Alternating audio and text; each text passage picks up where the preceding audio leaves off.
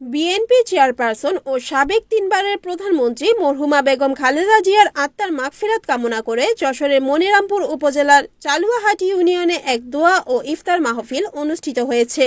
শুক্রবার বিকালে চালুয়াহাটি ইউনিয়ন বিএনপির উদ্যোগে নেঙ্গুরাহাট স্কুল অ্যান্ড কলেজ চত্বরে এ দোয়া ও ইফতার মাহফিল অনুষ্ঠিত হয়।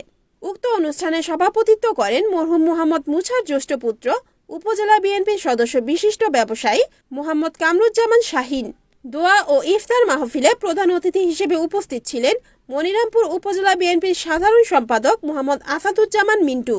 অন্যান্যদের মধ্যে আরও উপস্থিত ছিলেন যশোর উকিল বারের সাধারণ সম্পাদক অ্যাডভোকেট এম.এ. গফুর, উপজেলা বিএনপির সহসভাপতি মোতালেব গাজী, পৌর বিএনপির সাবেক সাংগঠনিক সম্পাদক জাহাঙ্গীর বিশ্বাস, বিএনপি নেতা শামসুর রহমান রনি, ফিরোজ বিশ্বাস, উপজেলা যুবদলের আহ্বায়ক মোতাহারুল ইসলাম রিয়াদ, উপজেলা স্বেচ্ছাসেবক দলের আহ্বায়ক বিলাল গাজী, পৌর স্বেচ্ছাসেবক দলের আহ্বায়ক কামরুল গাজী, সদস্য সচিব মাসুদ গাজী, পৌর যুবদলের সিনিয়র যুগ্ম আহ্বায়ক সাইফুল ইসলাম, বিএনপির সাংগঠনিক সম্পাদক হুমায়ুন কবির, ইউনিয়ন স্বেচ্ছাসেবক দলের আহ্বায়ক মিন্টু হোসেন সাদ্দাম, সদস্য সচিব হাসানুর, যুগ্ম আহ্বায়ক এস.এম. রাকিব হোসাইন, যুবদল নেতা ডাক্তার মিশুর সহ বিএনপি ও এর অঙ্গ সহযোগী সংগঠনের নেতৃবৃন্দ।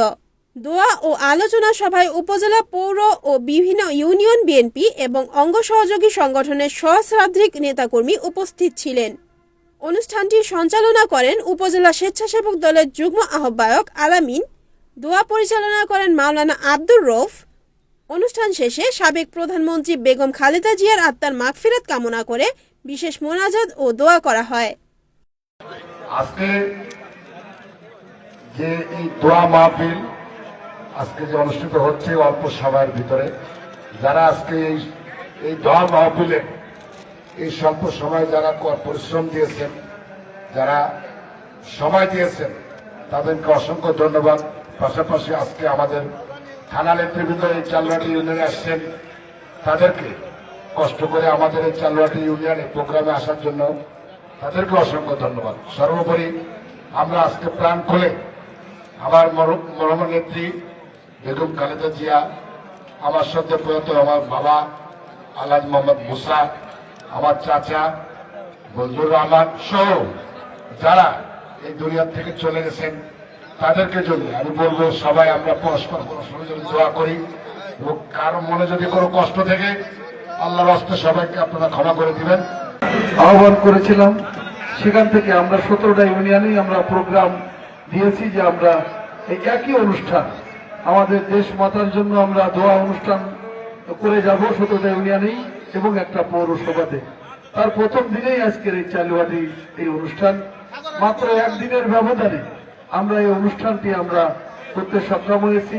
সে কারণে মহান রব্বুল আলামিনের দরবারে আমরা শুকরিয়া আদায় করি যে আমরা এত অল্প সময়ের ভিতরে এত সুন্দর একটি দোয়ার অনুষ্ঠান আমরা আয়োজন করতে পেরেছি।